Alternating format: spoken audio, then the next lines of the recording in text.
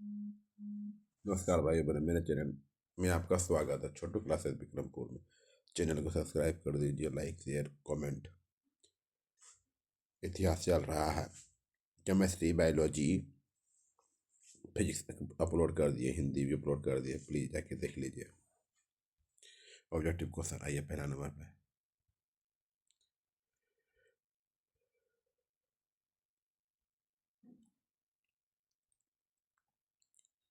वैज्ञानिक समाजवाद का जनक किसे माना जाता है? वैज्ञानिक समाजवाद का जनक किसे माना जाता है? कॉपी निकाल लीजिए, लिखिए कितना कौन कौन आंसर है। वैज्ञानिक समाजवाद का जनक किसे माना जाता है? कार्ल मार्क्स को जाना जाता है। कार्ल मार्क्स को जाना जाता है। लाल सेना का गठन किसने किया था? लाल सेना का गठन किसने किया था? लाल सेना का गठन किसने किया था? Trotsky Trotsky Trotsky Trotsky. रूस में कृषक दास प्रथा का अंत कब हुआ? रूस में कृषक दास प्रथा का अंत कब हुआ? 1861 ईस्वी में। 1861 ईस्वी में। 1861 ईस्वी में। कम्युनिस्ट मैनिफेस्टो का प्रकाशन किस वर्ष हुआ था? कम्युनिस्ट मैनिफेस्टो का प्रकाशन किस वर्ष हुआ था? 1848 में। कम्युनिस्ट मैनिफेस्टो का प्रकाशन किस वर्ष हुआ था? 1848 ईस्वी में। 1848 ईस्वी में। 1848 ईस्वी में। वार एंड पीस किसकी रचना है? वार एंड पीस किसकी रचना है? वार एंड पीस किसकी रचना है? वार एंड पीस किसकी रचना है, बताइए। Tolstoy Tolstoy. रूस में जार का अर्थ क्या होता है? रूस में जार का अर्थ क्या होता है? रूस में जार का अर्थ क्या होता है? रूस का सम्राट, रूस का सम्राट, रूस का सम्राट, रूस का सम्राट।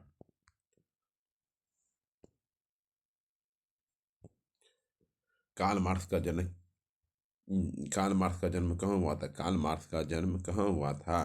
कार्ल मार्क्स का जन्म कहाँ हुआ था? जर्मनी में हुआ था। कार्ल मार्क्स का जन्म कहाँ हुआ था? जर्मनी में हुआ था। प्रथम इंटरनेशनल इंटरनेशनल की बैठक हुई। प्रथम इंटरनेशनल की बैठक हुई। प्रथम इंटरनेशनल की बैठक हुई।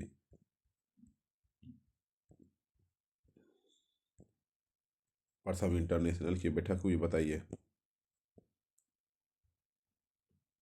लंदन में हुई। कहाँ हुई? लंदन में।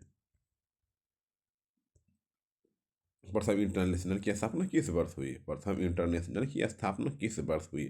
प्रथम इंटरनेशनल की स्थापना किस वर्ष हुई? 1864 में। कब हुई? 1864 में। 1864 में। साम्यवादी शासन का पहला प्रयोग कहाँ हुआ था? साम्यवादी शासन का पहला प्रयोग कहाँ हुआ था, बताइए। रूस में साम्यवादी शासन का पहला प्रयोग कहाँ हुआ था? रूस में। चेका क्या था? चेका चेका क्या था? चेका क्या था? चेका क्या था? पुलिस दस्ता। चेका क्या था? पुलिस दस्ता। चेका क्या था? पुलिस दस्ता। चेका क्या था? पुलिस दस्ता। निम्नलिखित में से कौन यूरोपियन समाजवादी नहीं था? निम्नलिखित में से कौन यूरोपियन समाजवादी नहीं था?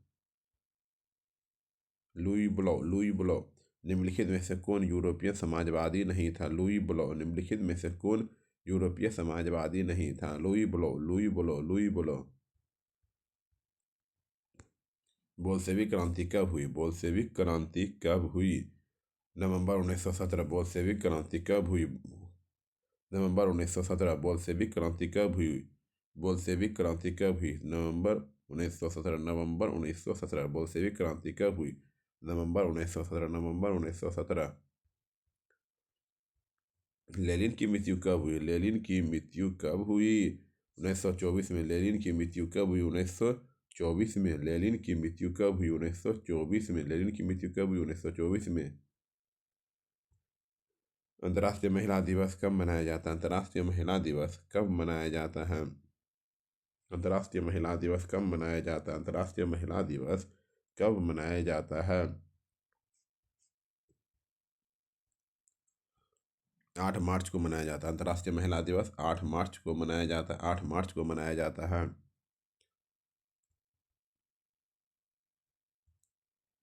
ब्रेस्ट-लिटोवस्क की संधि किन देशों के बीच हुई थी? ब्रेस्ट-लिटोवस्क की संधि किन देशों के बीच हुई थी?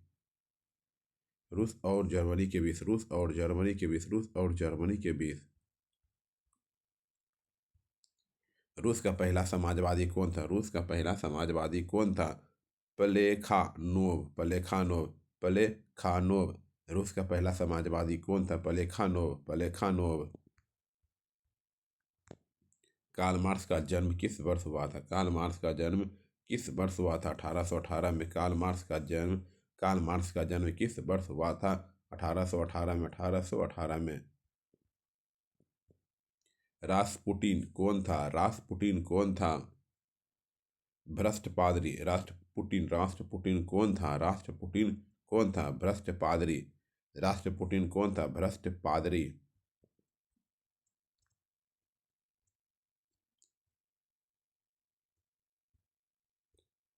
लेनिन के ब्रेस्ट-लिटोवस्क की संधि किस राष्ट्र के साथ की थी? लेनिन ने ब्रेस्ट-लिटोवस्क की संधि किस राष्ट्र के साथ की थी? जर्मनी। लेनिन ने ब्रेस्ट-लिटोवस्क की संधि किस राष्ट्र के साथ की थी? जर्मनी के साथ की थी। जर्मनी के साथ की थी। जर्मनी के साथ की थी। लुई आर्थिक नीति कब लागू हुई? नई नई नई आर्थिक नीति कब लागू की गई? नई आर्थिक नीति कब लागू की गई थी? नई आर्थिक नीति कब लागू की गई थी? 1921 में। नई आर्थिक नीति 1921 में लागू की गई थी। दास कैपिटल की रचना किसने की?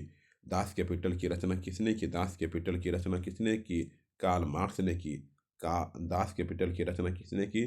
कार्ल मार्क्स ने की। कार्ल मार्क्स ने की। कार्ल मार्क्स ने की। दास कैपिटल की रचना किसने की?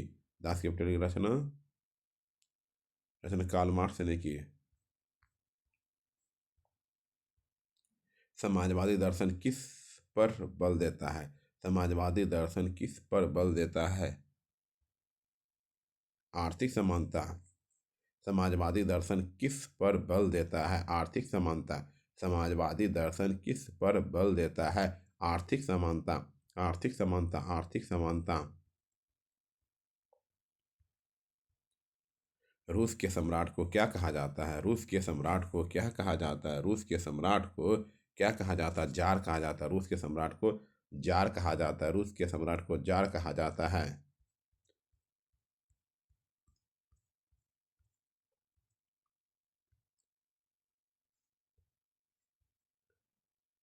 केमिंट केमिंट केमिंट की स्थापना का उद्देश्य क्या था? केमिंट केविंटन केविंटन केमिंटन की स्थापना का उद्देश्य क्या था? केमिंटन की स्थापना का उद्देश्य क्या था? समाजवाद का प्रचार। केमिंटन की स्थापना का उद्देश्य क्या था? समाजवाद का प्रचार। समाजवाद का प्रचार। समाजवाद का प्रचार। मजदूर दिवस कब मनाया जाता है? मजदूर दिवस कब मनाया जाता है? मजदूर दिवस कब मनाया जाता है? मजदूर दिवस कब मनाया जाता है? 1 मई को मनाया जाता है। मजदूर दिवस कब मनाया जाता है? 1 मई को मनाया जाता है। समाजवादियों की बाइबिल किसे कहा जाता है? समाजवादियों की बाइबिल किसे कहा जाता है? समाजवादियों की बाइबिल किसे कहा जाता है? बताइए, समाजवादियों की बाइबिल किसे कहा जाता है? दास कैपिटल को। दास कैपिटल को। दास कैपिटल को। दास कैपिटल को। दास कैपिटल को। कार्ल मार्क्स ने किसके साथ मिलकर कम्युनिस्ट घोषणा पत्र प्रकाशित किया? कार्ल मार्क्स ने किसके साथ मिलकर कम्युनिस्ट घोषणा पत्र प्रकाशित किया? कार्ल मार्क्स ने किसके साथ मिलकर कम्युनिस्ट घोषणा पत्र प्रकाशित किया? एंजेल्स।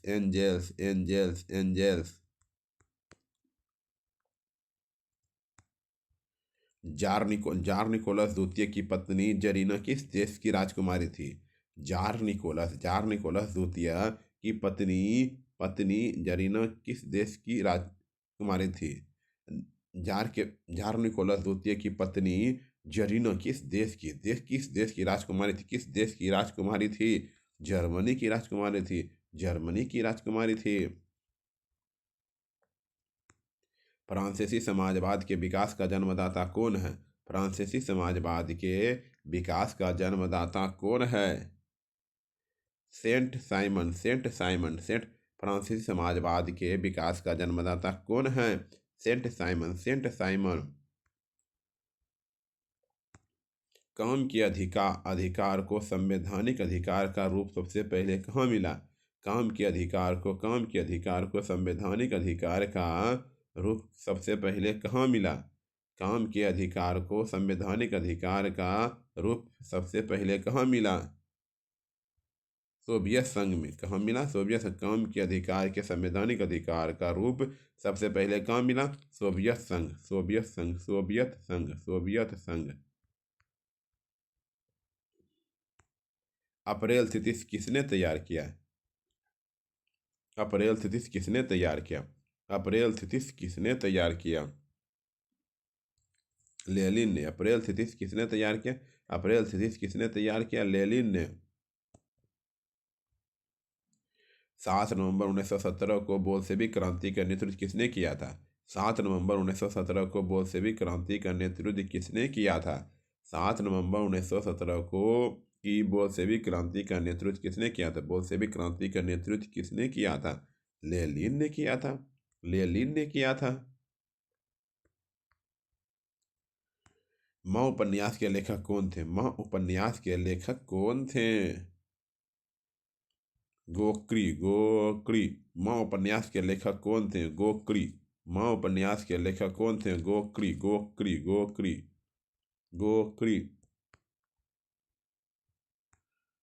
1917 की पहली रूसी क्रांति किस नाम से जानी जाती थी? 1917 की पहली रूसी क्रांति किस नाम से जानी जाती थी? 1917 की पहली रूसी क्रांति किस नाम से जानी जाती थी? फरवरी की क्रांति।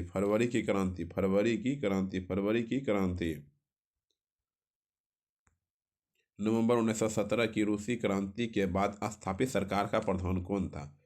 नवंबर 1917 की रूसी क्रांति के बाद स्थापित सरकार का प्रधान कौन था? स्थापित सरकार का प्रधान कौन था? लेनिन था। कौन था? लेनिन था। लेनिन।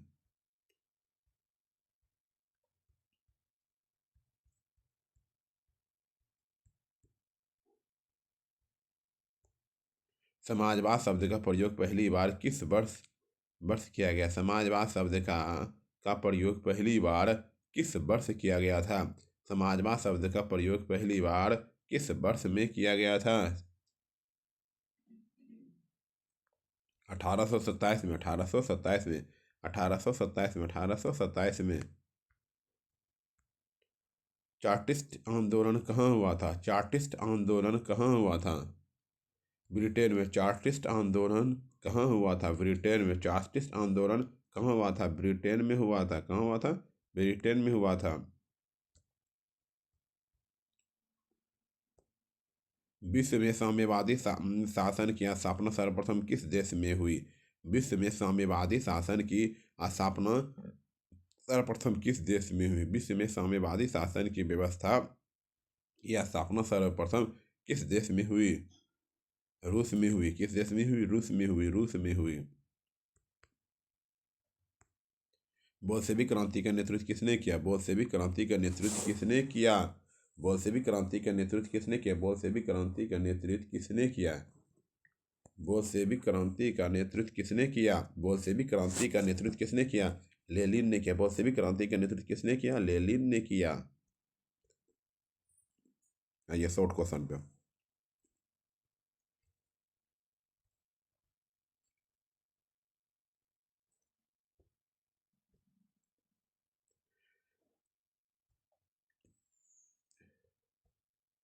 खूनी रविवार से आप क्या समझते हैं? खूनी रविवार से आप क्या समझते हैं?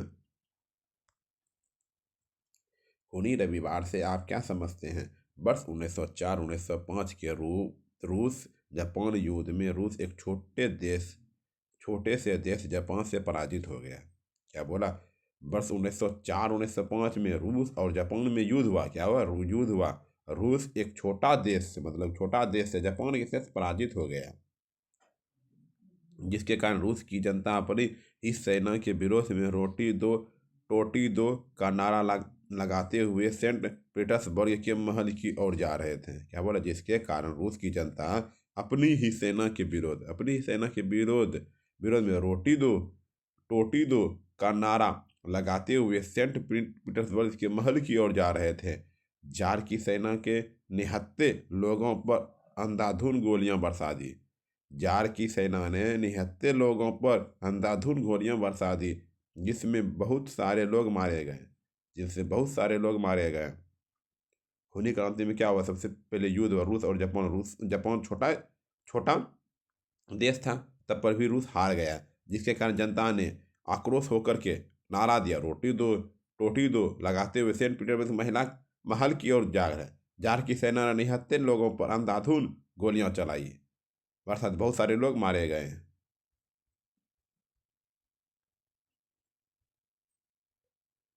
मारे गए उस दिन रविवार था, इसलिए इस घटना को खूनी रविवार कहते हैं।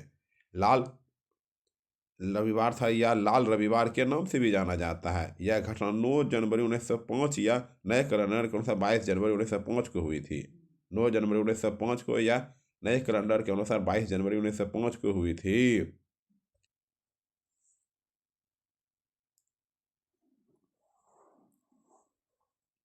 समझ गए?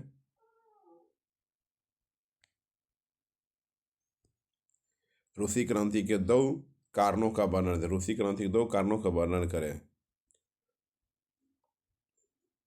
रूसी क्रांति के दो कारण निम्नलिखित थे। निरंकुश एवं अत्याचारी शासन व्यवस्था का होना। निरंकुश एवं अत्याचारी शासन व्यवस्था का होना। किसानों और मजदूरों की दयनीय स्थिति का होना। किसानों और मजदूरों की दयनीय स्थिति का होना। पूंजीवाद क्या है? पूंजीवाद क्या है? पूंजीवाद क्या है? बता। पूंजीवाद क्या है? वैसी व्यवस्था जिसमें उत्पादन के सभी साधनों पर पूंजीपतियों का नियंत्रण रहता है, उसे पूंजीवादी किसे कहते हैं? वैसा जितना भी संसाधन है, व्यवस्था है, वैसी व्यवस्था जिसमें उत्पादन के सभी, जितना उत्पादन लग रहा है, उत्पादन के सभी साधनों पर पूंजीपतियों का नियंत्रण रहता है। पूंजीपतियों का नियंत्रण उसी को पूंजीवाद कहते हैं, उसे पूंजीवाद कहते हैं। अक्टूबर क्रांति क्या है? अक्टूबर क्रांति क्या है? बताइए, अक्टूबर क्रांति क्या है? रूस में हुए बोल्शेविक क्रांति को अक्टूबर क्रांति के नाम से भी जाना जाता है। रूस में जो हुए बोल्शेविक क्रांति को अक्टूबर क्रांति के नाम से भी जाना जाता है। अक्टूबर क्रांति के नाम से ही जाना जाता है। यह क्रांति वर्ष 1917 में हुई थी। यह क्रांति वर्ष 1917 में हुई थी। यह क्रांति मेंशेविक और बोल्शेविक के बीच सत्ता के संघर्ष के लिए हुई थी। क्या बोला? यह जो क्रांति जो हुआ था, मेंशेविकों और बोल्शेविक के बीच सत्ता के संघर्षण के लिए हुआ था। बोल्शेविक के बीच सत्ता के संघर्ष के लिए हुई थी। इस क्रांति के बाद सत्ता बोल्शेविकों के पास आ गई। इस क्रांति के बाद जो है सत्ता बोल्शेविक के पास आ गई, जिसका प्रमुख लेनिन था। इस क्रांति के बाद रूस का नवनिर्माण आरंभ हुआ। इस क्रांति के बाद रूस का नवनिर्माण आरंभ हुआ। अक्टूबर क्रांति क्या था? ठीक है।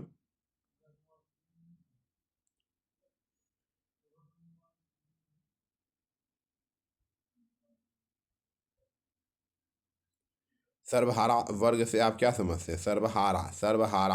सर्वहारा वर्ग से आप क्या समझते हैं? सर्वहारा वर्ग से आप क्या समझते हैं? समाज का वैसा वर्ग जिसमें किसान मजदूर एवं आम गरीब लोग शामिल हो, सर्वहारा वर्ग कहलाता है। समाज का वैसा वर्ग जिसमें किसान मजदूर और एवं आम गरीब लोग शामिल हो, सर्वहारा वर्ग कहलाता है। सर्वहारा वर्ग कहलाता है। सर्वहारा वर्ग कहलाता है।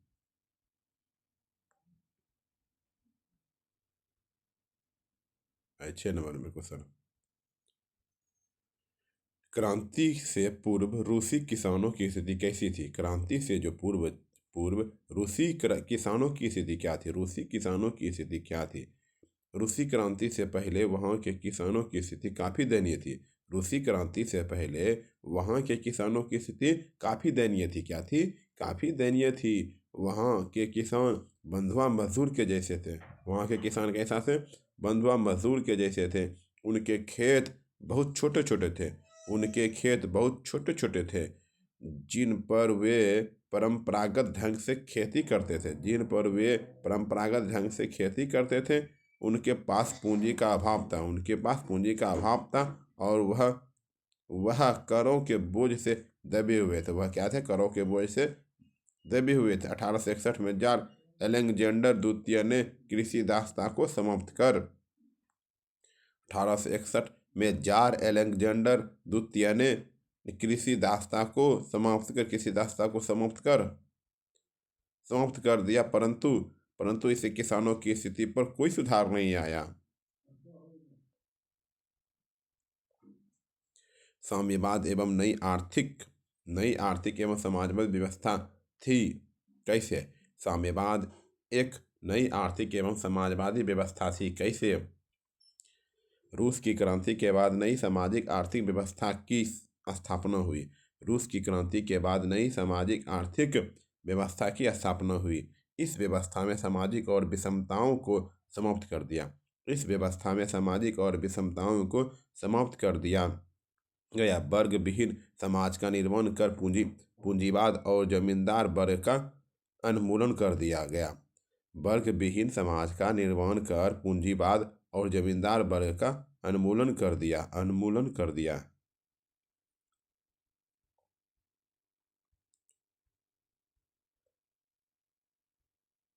शीत युद्ध से आपका क्या अभिप्राय है? शीत युद्ध से आपका क्या अभिप्राय है? वैसा युद्ध जिसमें दो देशों के बीच तनाव का वातावरण रहता है। वैसा युद्ध जिसमें दो देशों के बीच तनाव का वातावरण रहता है।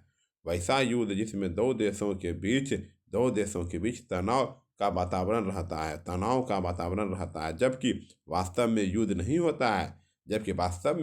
होता है, उसे शीत युद्ध कहते हैं। इसमें एक दूसरे देश को नीचा दिखाने की कोशिश में लगे रहते हैं। एक देश दूसरे देश को नीचा दिखाने की कोशिश में लगे रहते हैं। शीत युद्ध। ठीक है, आइए लॉन्ग क्वेश्चन पे। ठीक, चलिए लॉन्ग क्वेश्चन पे।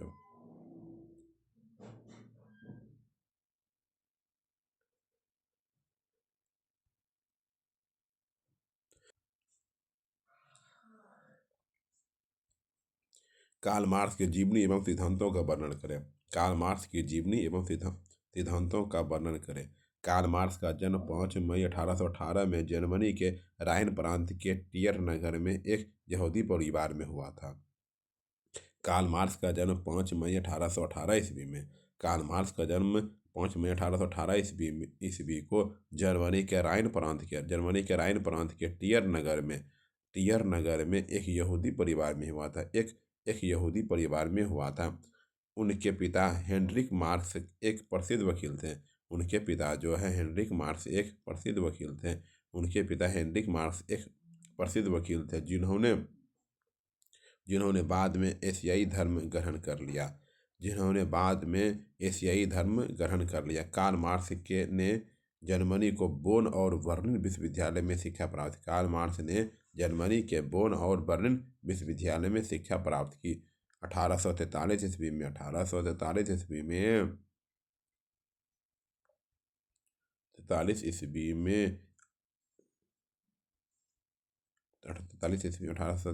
ईस्वी में अपने बचपन की मित्र जेनी से विवाह करने के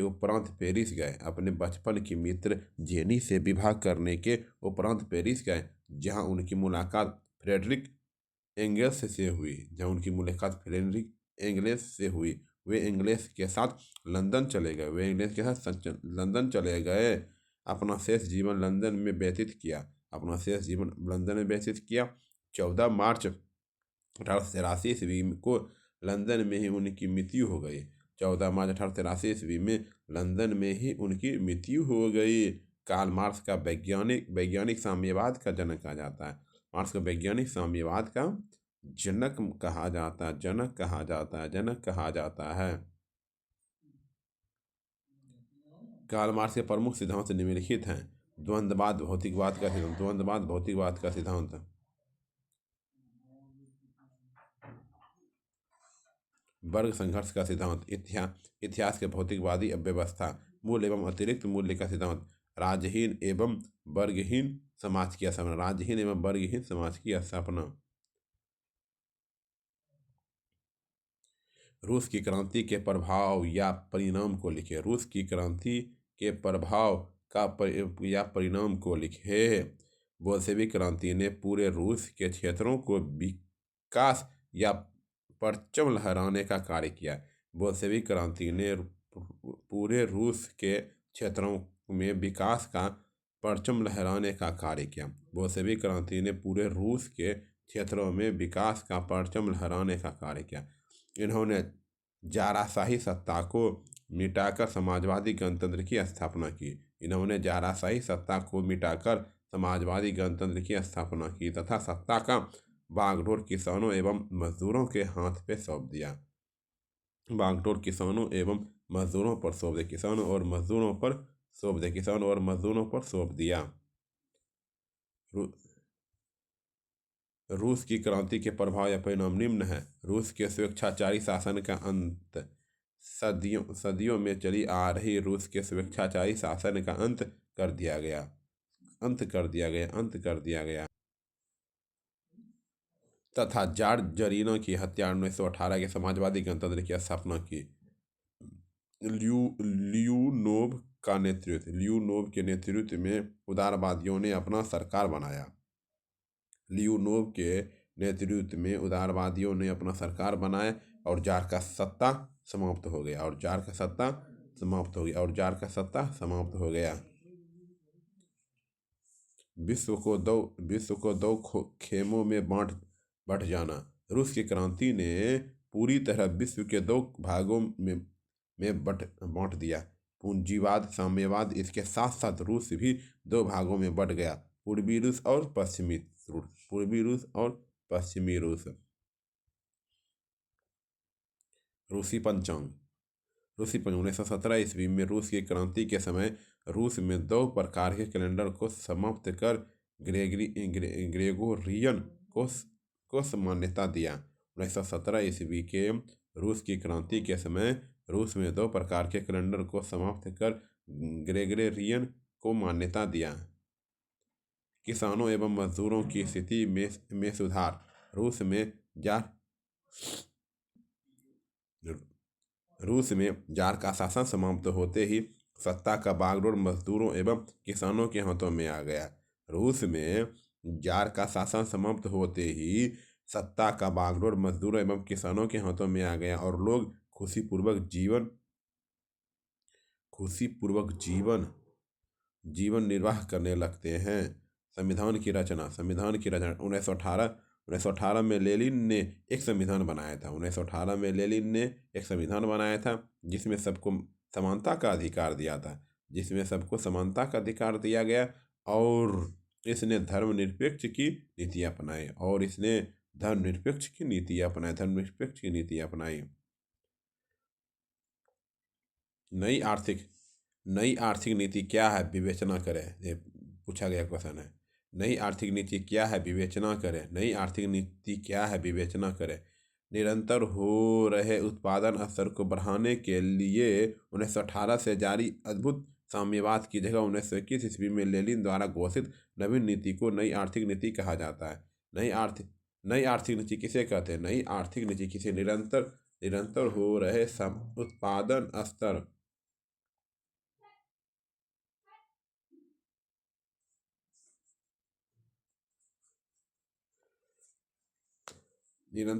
उत्पादन स्तर को बढ़ाने के लिए 1918 से जारी अद्भुत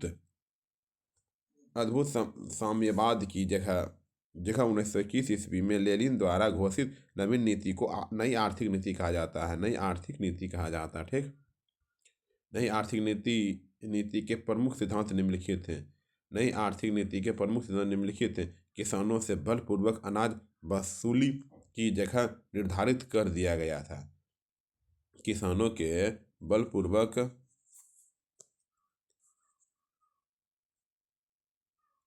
बलपूर्वक अनाज वसूली की जगह कर निर्धारित कर दिया गया था।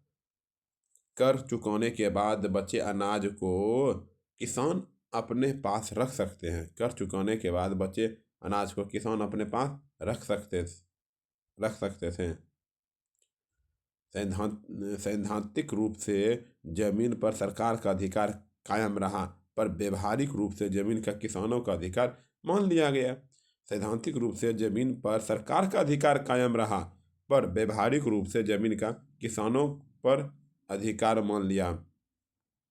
निजी व्यक्तियों को लघु उद्योगों 20 से कम श्रमिक की स्थापना का अधिकार दे दिया गया। निजी व्यक्तियों को लघु उद्योगों 20 से कम श्रमिक की स्थापना का अधिकार दे दिया।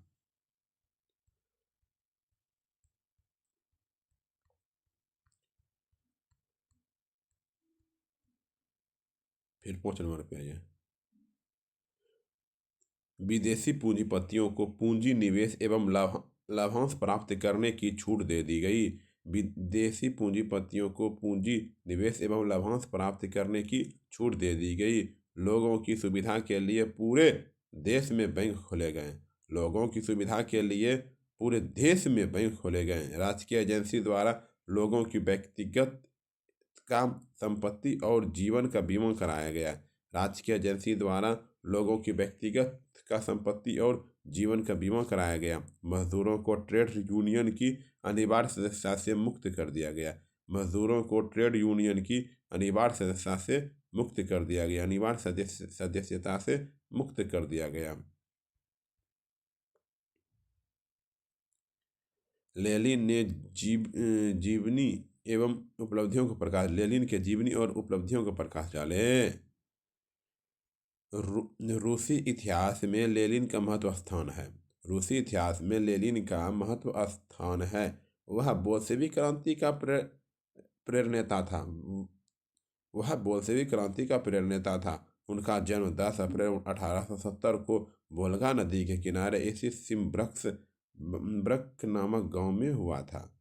उनका जन्म जो है 10 अप्रैल 1870 को वोल्गा नदी के किनारे उसका जन्म 10 अप्रैल 1870 को वोल्गा नदी के किनारे स्थित सिम्ब्रक नामक गांव में हुआ था। वह आरंभ से ही विद्रोही था। लेनिन जारशाही का कट्टर दुश्मन था। लेनिन जो है जारशाही का कट्टर दुश्मन था। वह बोल्शेविक दल का सदस्य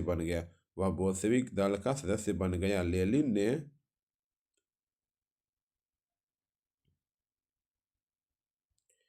लेनिन ने 1905 की रूसी क्रांति में भाग लिया। क्रांति असफल हो गई और उसे रूस छोड़कर जाना पड़ा। 1917 की क्रांति के समय जर्मनी की सहायता से वह रूस पहुंचा। उसने रूस पहुंचकर बोल्शेविक दल का कार्यक्रम स्पष्ट किया। लेनिन ने तीन नारे दिए: भूमि, शांति और रोटी। भूमि किसानों को, शांति सेना को और रोटी मजदूरों को। ट्रात्स्की के सहयोग से उसने केरेंस्की की सरकार की तख्ता पलट दिया। लेनिन नई बोल्शेविक सरकार का अध्यक्ष बन गया। उसका उद्देश्य रूस का नवनिर्माण करना था। लेनिन की उपलब्धियां: सर्वप्रथम लेनिन ने जर्मनी के साथ युद्ध बंद कर दिया।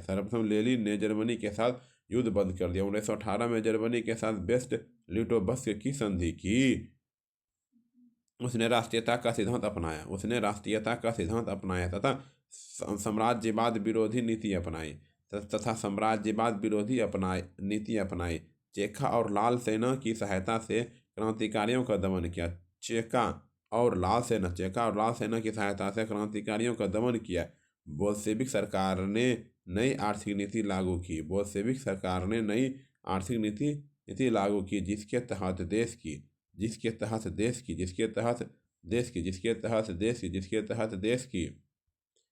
देश की सारी संपत्ति सारी संपत्ति तथा उत्पादन और वितरण के समस्त साधनों पर सरकार का आधिपत्य हो गया। स्त्रियों को पुरुषों के अधिकार दिए, धर्मनिरपेक्षता की नीति अपनाई, निःशुल्क प्राथमिक शिक्षा की व्यवस्था की। लेनिन ने प्रशासनिक सुधार कर पुराने नौकरशाह को हटा दिया। आर्थिक सुधारों के लिए 1921 ईस्वी में नई आर्थिक नीति अपनाई। इस प्रकार उन्होंने रूस का नवनिर्माण किया। 1924 में उनकी मृत्यु हो गई। 1924 में उनकी मृत्यु हो गई।